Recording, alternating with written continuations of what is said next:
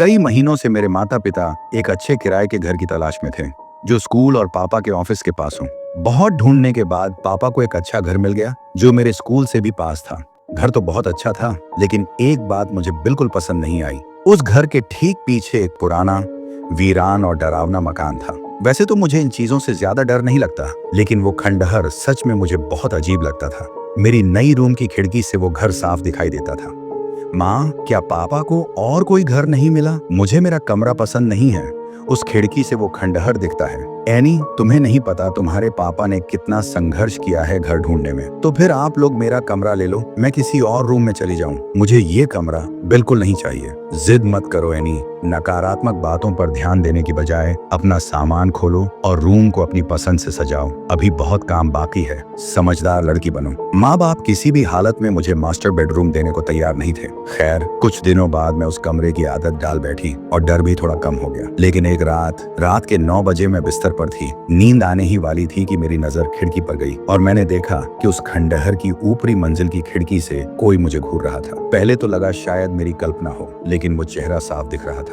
माँ, दरवाजा खोलो। माँ, क्या हुआ एनी? माँ, मैंने उस खंडहर की खिड़की में किसी को खड़े देखा। चलो मेरे कमरे में, देखो ना। माँ खिड़की के पास आती है। कहाँ है? वहाँ तो कोई नहीं है एनी। रात में कभी कभी आम चीजें भी डरावनी लगती हैं, इसलिए मैं तुम्हें हॉरर मूवीज देखने से मना करती हूँ। लेकिन माँ, सच में कोई था वहाँ। बस अब सो जाओ, कल स्कूल है। सब तुम्हारी कल्पना है। अगली रात फिर से 9 बजे वही हुआ। वही खिड़की, वही साया। फिर से कोई मुझे घूर रहा था।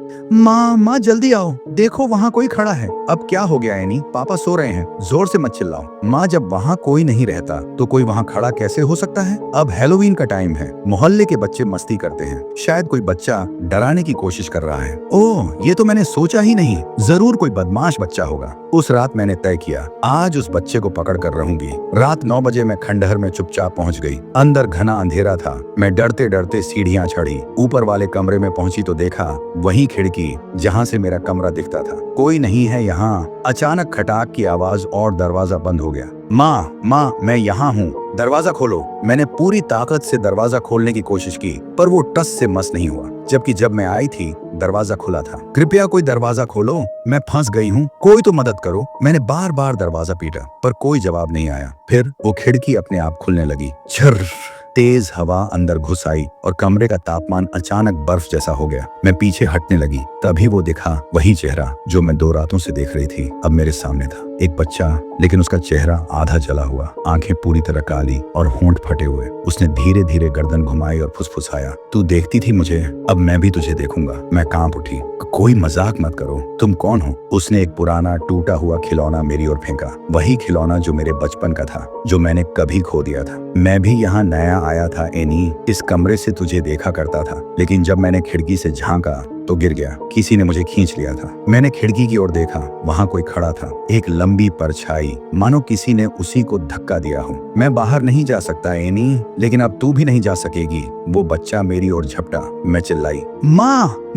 दरवाजा अपने आप खुला और एक हाथ ने मुझे बाहर खींच लिया। जब मैंने होश में आकर देखा, मैं घर में थी। माँ और पापा घबराए हुए थे। एनी, तुम कहाँ चली गई थी? हम तुम्हें हर जगह ढूंढ रहे थे। वो खंडहर, वहाँ एक बच्चा था, उसका चेहरा। माँ ने मुझे गले से लगा लिया। तुम बुखार में बड़बड़ा रही थी। हम तो घर से बाहर गए ही नहीं थे। तुम कमरे में बेसुध मिली। मैं कांप रही थी। उस दिन के बाद मैंने वो खिड़की कभी नहीं खोली। लेकिन कुछ महीनों बाद एक दिन स्कूल से लौटते वक्त मैंने देखा उस खंडहर को गिराया जा रहा था। जमीन के नीचे से एक कंकाल मिला, एक बच्चे का। पुलिस ने बताया, लगता है ये बच्चा कई साल पहले गायब हुआ था। किसी ने इसे इस खंडहर में मारकर छुपा दिया था। मैंने माँ की तरफ देखा, उन्होंने कुछ नहीं कहा, बस चुप रही। उस रात जब मैं सोने गई तो खिड़की के शीशे पर कुछ लिखा था, उसी जले हुए हाथ से। अब तू भी वहाँ है जहाँ मैं हूँ।